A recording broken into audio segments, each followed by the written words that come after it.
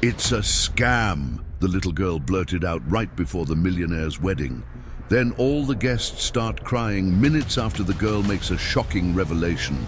Comment giving a rating from 0 to 10 for my story. Your opinion is very important, and subscribe to my channel to support my work. I count on your help. The cry sliced through the muggy afternoon air like a razor, echoing through the cobblestone streets of the quaint historical town at precisely 3 p.m. The widowed millionaire, aged 52, nearly spilled his coffee as he recoiled from the window of his luxurious apartment.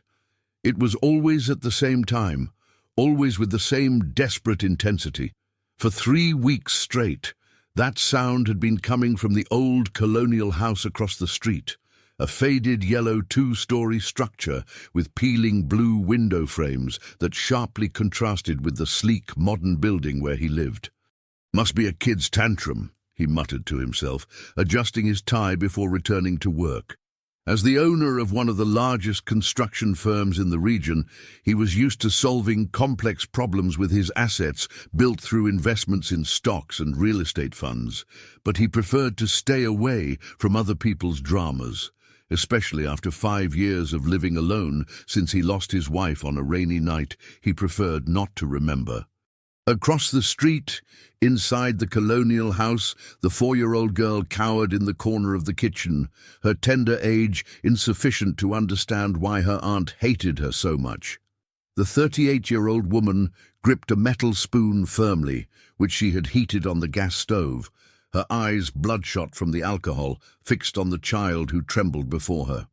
"You're a plague on this house," the drunken aunt hissed, her voice slurred from the whiskey she'd been downing since noon at the local dive bar O'Malley's. "Because of you, my sister is gone. Because of you, I lost everything." The spoon came down hard on the girl's small arm, leaving a red welt that would join the other scars that dotted her thin limbs. The child bit her lip to keep from crying out louder. She had learned that the screams only further infuriated her aunt, who had worked at the city hall until she was fired for constant absences caused by her addiction. The girl closed her eyes and tried to remember her mother's soft voice singing that lullaby before she went to sleep.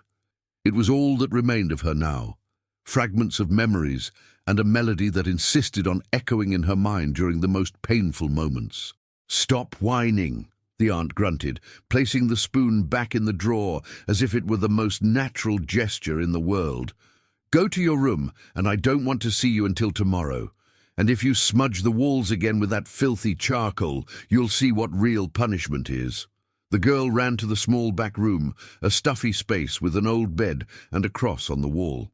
There, she curled up in the thin blanket and began to hum her mother's song softly, the only thing that still comforted her. She didn't know that, across the street, someone had finally paid attention to that melody. The businessman stopped reviewing the contracts when he heard the faint but distinct sound. He knew that song. His wife used to sing it when she cooked, a popular tune that spoke about free birds. But where was it coming from?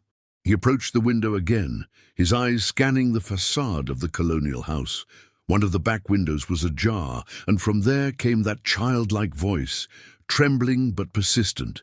For the first time in 3 weeks, he felt something other than simple annoyance. There was something in that voice that struck a sensitive chord in his chest, something that reminded him of responsibilities long buried under layers of work and isolation. Next door to the colonial house, the retired teacher, 61-year-old Mrs. Gable, watered her begonias when she heard the girls singing. Unlike the millionaire, she could no longer ignore the signs. During her 40 years teaching elementary school, she had developed a sixth sense for children in distress, and that voice carried a pain that made her heart ache. How odd, she thought, watching the windows of the house next door, a family she had known for decades. The aunt had always been troubled, but since she had taken custody of her orphaned niece, something had changed in the air of that house. The girl never played in the yard, never ran through the streets like the other children of the historical town. Mrs. Gable wiped her hands on her apron and made a decision. The next morning, she would pay a courtesy visit to her neighbor. It had been a long time since she had properly talked to the aunt, and perhaps it was time to get to know the little girl better. Meanwhile, the millionaire remained at the window, an uncomfortable feeling growing in his chest. The music had stopped, but something in those few minutes had awakened memories he preferred to keep dormant. Memories of his former employee who had resigned abruptly 5 years ago, a few months before the accident. She was a kind woman, always humming while organizing the company's files. Then suddenly, she had simply disappeared from his life, leaving only a formal resignation letter and many unanswered questions. He had never thought about her again until he heard that familiar song echoing from a house where a child seemed to suffer in silence. The sun began to set over the mountains when the girl finally fell asleep, exhausted by pain and fear. Her little fingers clutched the sheet, and in her dreams she flew like the birds she secretly drew on the kitchen walls with pieces of charcoal found in the backyard. Across the street, the businessman closed the curtains and tried to return to work, but he couldn't concentrate. Something had changed that afternoon, something he didn't yet fully understand. For the first time in years, he felt that maybe it was time to pay attention to what happened beyond his own windows. The following morning brought with it the aroma of fresh bread from the local bakeries and the typical hustle and bustle of the historical town, awakening for another day. The retired teacher put on her best floral dress and carefully combed her grey hair. There was something in that child's voice that didn't leave her in peace, an echo of hopelessness that she recognized from her years as an educator. At 9 o'clock sharp, she knocked on the door of the colonial house. The sound echoed through the silent interior until shuffling footsteps approached. The aunt opened the door with a puffy face and red eyes, clearly suffering the effects of the previous night's binge. "Good morning," Mrs. Gable said with her most gentle smile. "I came to pay a courtesy visit. It's been so long since we've had a proper conversation." The aunt hesitated, running a hand through her disheveled hair. "Oh, Mrs. Gable, it's not a good time. The house is a mess." "Nonsense, dear. We've been neighbors for so long." Mrs. Gable stepped forward, forcing the aunt to step back. "And I would love to meet your niece. I heard she's an adorable girl." The aunt's face hardened for a moment before forcing a strained smile. She's sick, high fever, better not to get close." At that moment, a soft noise came from the kitchen, the sound of something being dragged on the floor. Mrs. Gable perked up her ears, immediately recognizing the sound of a child trying to move silently. "Maybe I can help," the educator insisted. "I have experience with sick children. I raised 3 kids, you know how it is." "No need, really," the aunt replied quickly, blocking the entrance with her body.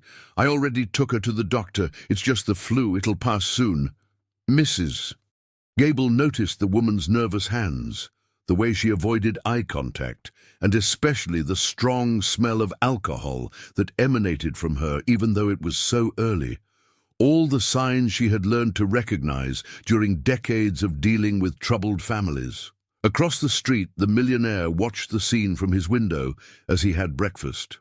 He had woken up earlier than usual, disturbed by confused dreams where a child's voice mingled with memories of his former employee. When he saw Mrs. Gable at the door of the colonial house, a strange curiosity washed over him. The educator finally said goodbye to the aunt, but not before casting an investigative glance into the interior of the house. There was something deeply wrong there, and her experience told her that a child was suffering.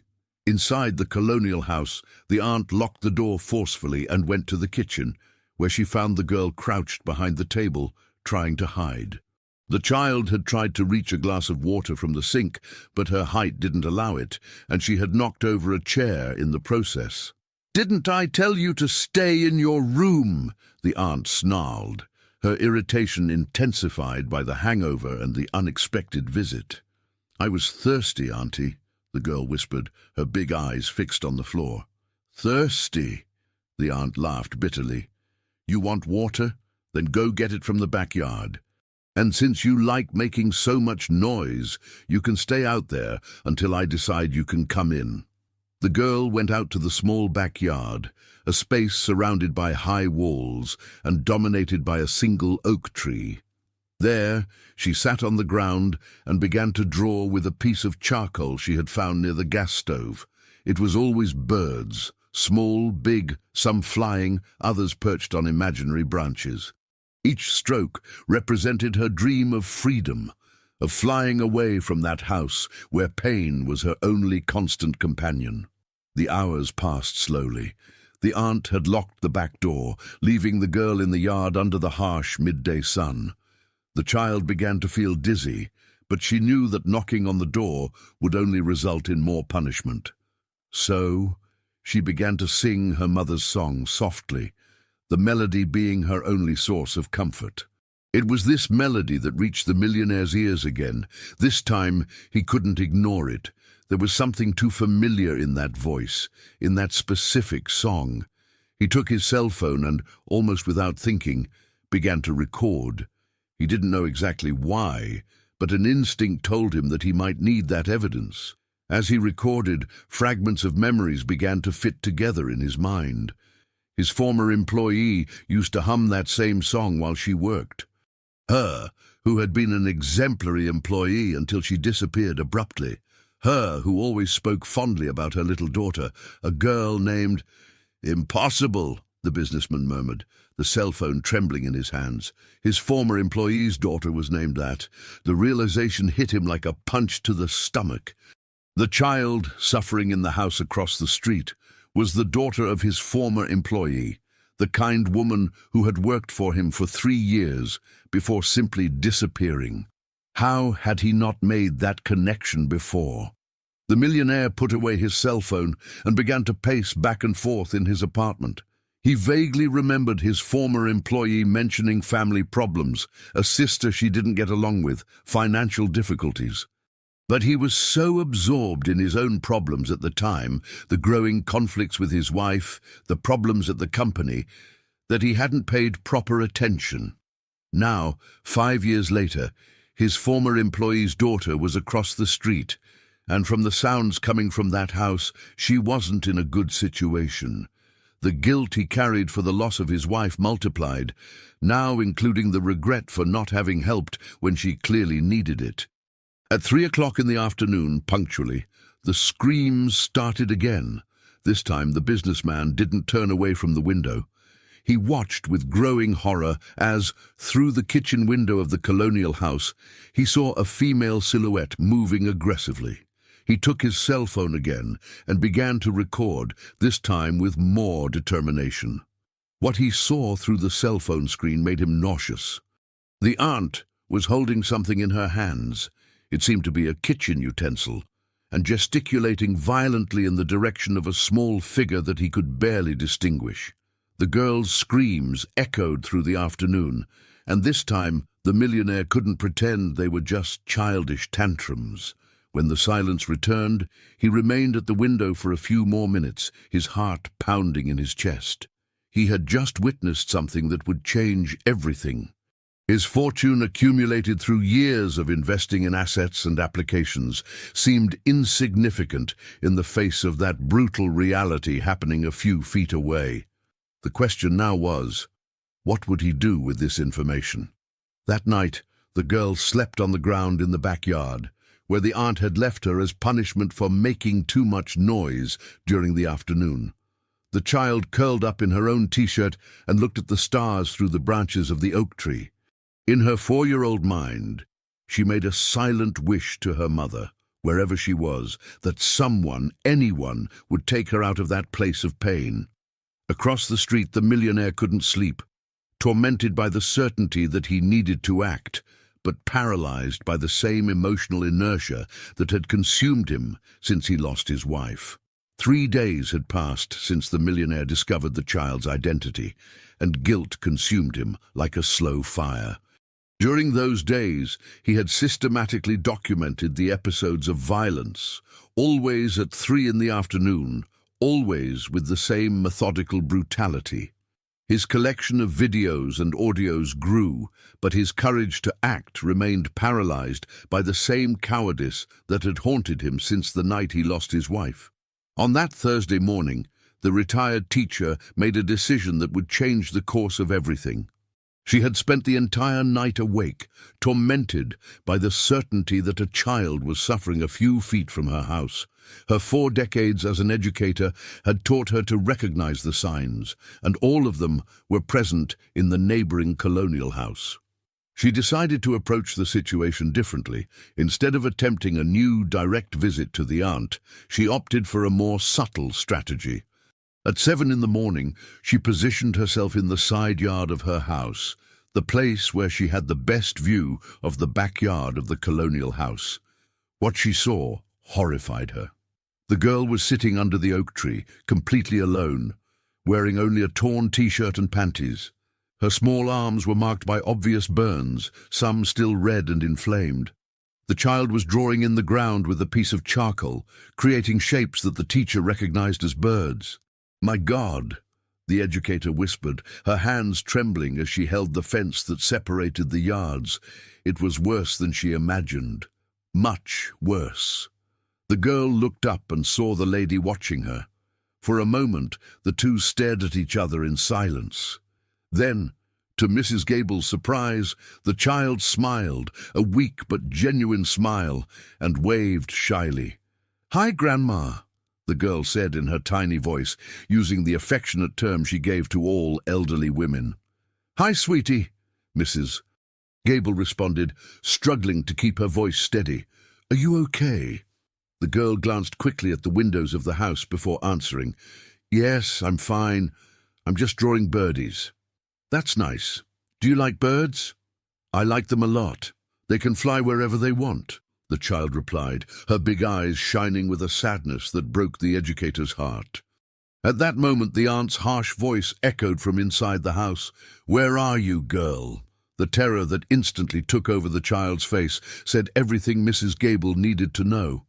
The girl got up quickly, wiped her hands on her t-shirt, and ran into the house, but not before looking once more at Mrs. Gable with an expression that screamed for help. The educator remained in the yard for a few more minutes, processing what she had seen. The burns, the fear, the way the child reacted to the aunt's voice, everything confirmed her worst fears. She could no longer pretend she didn't know what was happening. Meanwhile, across the street, the millionaire had witnessed the entire interaction.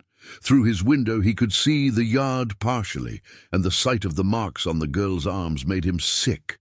For the first time in 5 years, he felt a genuine fury burning in his chest.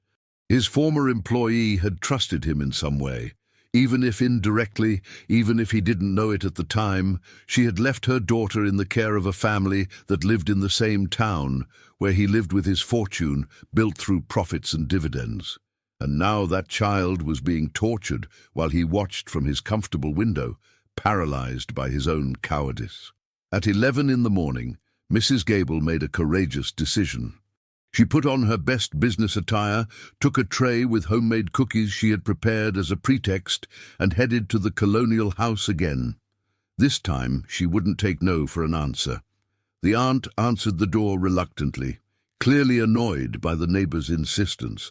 "Mrs. Gable, I already told you, it's not a good time." "Dear, I brought some cookies I made yesterday," the educator interrupted firmly, "and I insist on getting to know the little one better. As long-time neighbors, it's our duty to support each other." Before the aunt could protest, Mrs. Gable had already entered the house, using all the authority that decades of classroom had given her. The interior of the colonial house was dark and smelled of mildew mixed with alcohol. Old and poorly maintained furniture occupied the room, and there was a heavy atmosphere that made the air seem difficult to breathe. "The girl is sleeping," the aunt lied, blocking the way to the back of the house. "That's a shame." "Maybe another time then," Mrs. Gable said, but her experienced eyes had already catalogued several disturbing details. dark stains on the kitchen floor that seemed to have been poorly cleaned, a metal spoon left on the stove, and mainly small charcoal drawings on the walls that had clearly been made by a child. At that moment, a low sound came from the direction of the kitchen, a muffled sob, almost imperceptible. Mrs. Gable and the aunt froze. The silence that followed was tense and revealing. "It must be the neighbor's cat," the aunt said quickly, but her voice trembled slightly. The educator smiled and nodded, but had decided she had seen enough. "Well, I'll let you rest then. But remember that I'm always here next door if you need anything." Anything at all. The teacher's tone made it clear that it wasn't just a casual offer of help. It was a subtle but direct warning. After Mrs. Gable left, the aunt locked the door forcefully and went to the kitchen, where she found the girl curled up behind the gas stove, trying to hide. The child had cried when she heard Mrs. Gable's kind voice, remembering the goodness she had once known. "You were making noise," the aunt accused, her eyes already shining with the familiar fury. "No, Auntie, I didn't make noise," the girl protested, but her small voice sounded weak even to her.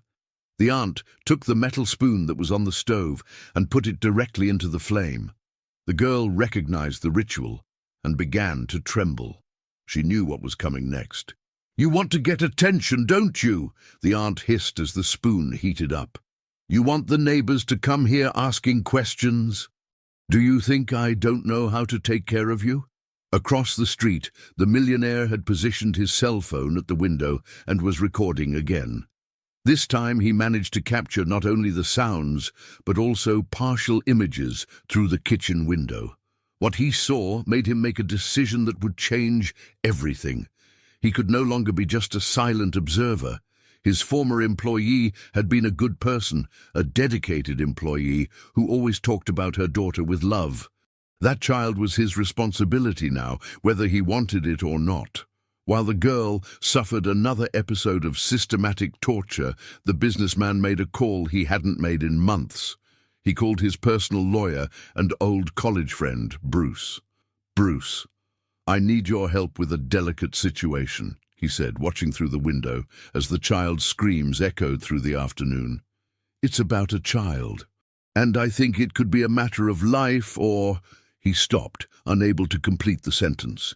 His wealth, his investments in gold and diversified holdings, all his net worth built over decades, none of it mattered in the face of that girl's suffering.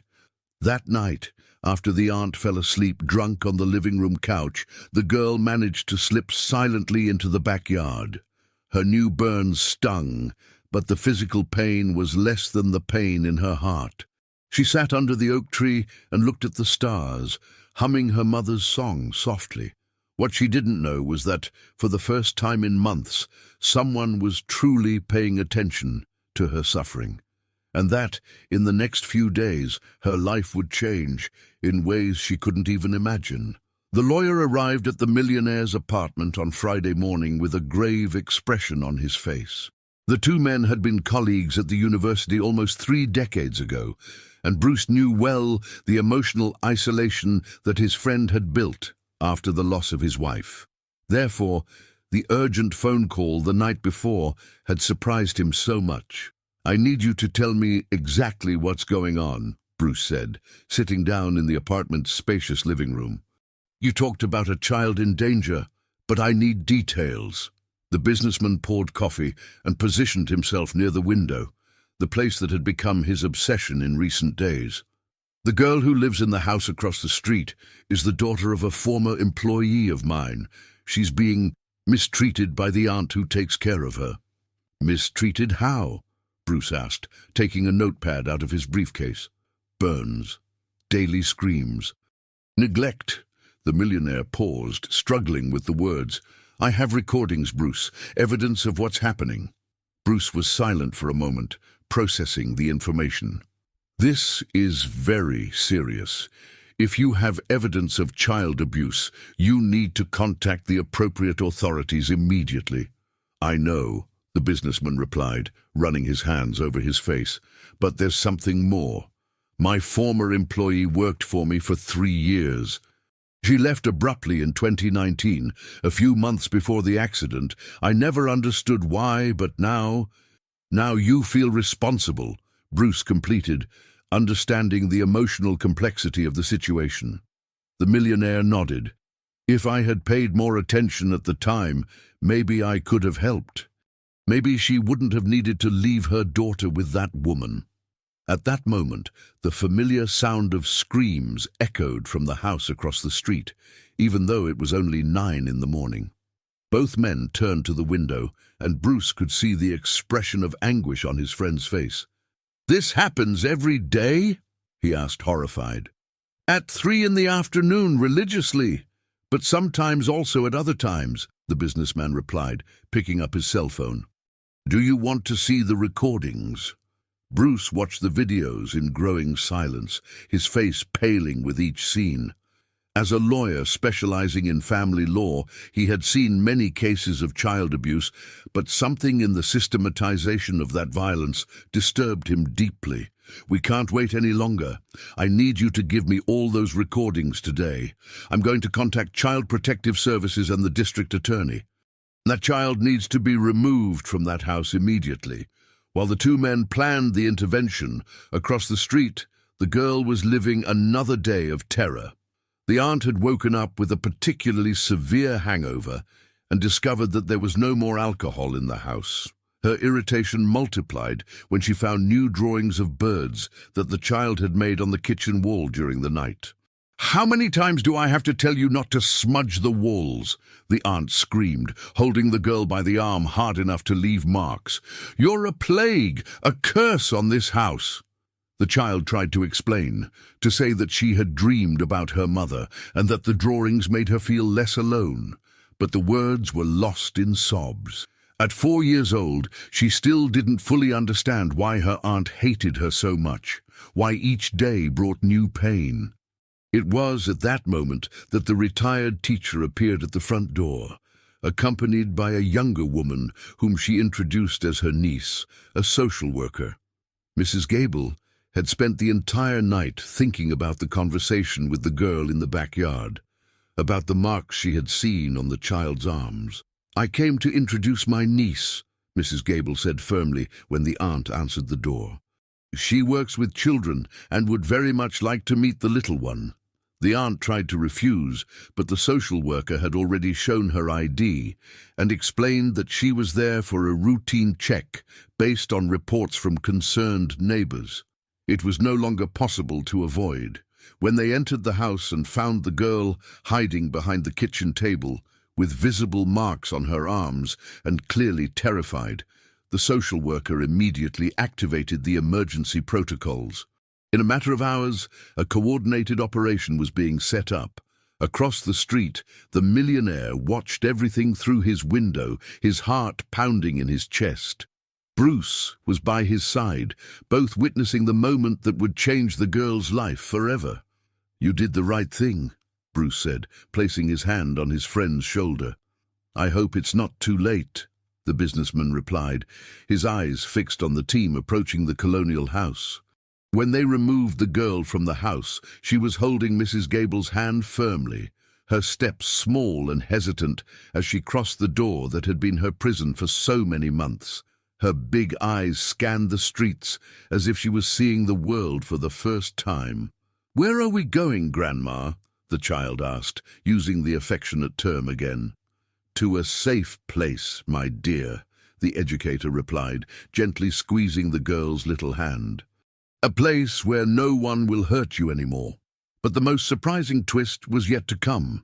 When they arrived at the temporary shelter, the social worker was filling out the identification forms when she asked for the child's mother's full name. The girl, with her small but clear voice, said the name that made the millionaire, who had insisted on accompanying the entire process, stop breathing. It wasn't just his former employee. It was his former employee who had left the company 5 months pregnant, claiming health problems. The child he thought was 4 years old was actually only 2.5 years old when her mother passed away. And there was something else, a sealed letter that the girl always carried with her, hidden inside her t-shirt. When they opened the letter, With the social worker's authorization, they discovered that his former employee had left specific instructions. She had named the millionaire as the legal guardian of her daughter in case of emergency, recognizing that he was an honest man who had always treated his employees well. She had kept this information a secret, hoping never to need to use it. The aunt had hidden this letter for 2 years, fearing losing the social benefits she received for the child's guardianship, and systematically torturing the girl out of spite for the sister who had abandoned her with a responsibility she never wanted. The millionaire, with tears streaming down his face, looked at the child who was watching him curiously. All his wealth, his investments in bitcoins and cryptocurrencies, his diversified assets, none of it mattered as much as that moment. For the first time in 5 years, he felt he had a real purpose. "Do you want to come live with me?" he asked, kneeling down to the child's height. The girl looked at the retired teacher, who nodded encouragingly, and then back at the rich man who had been responsible for her salvation without even knowing it. "Will you let me draw birds?" she asked with her shy little voice. "You can draw all the birds you want," he replied, smiling for the first time in years. "And when you grow up, we'll travel to see real birds flying free." 6 months later, the girl was running through the garden of her new home, her laughter echoing through the clean morning air. Her scars were healing, both physical and emotional, with the help of much love and specialized therapy. The millionaire had discovered that all his fortune only made sense when used to protect and care for someone. The retired teacher became the child's adoptive grandmother, visiting her every day and helping her adapt. And the girl finally had learned that there were adults who didn't hurt, who protected, and that love was possible even after so much pain. She still drew birds, but now they flew towards the sun, not fleeing from the darkness, but seeking the light. If you liked this video, please subscribe to my channel. I promise to bring videos every day that will make your life happier. Comment what you thought of my story, giving a rating from 0 to 10, and thank you very much.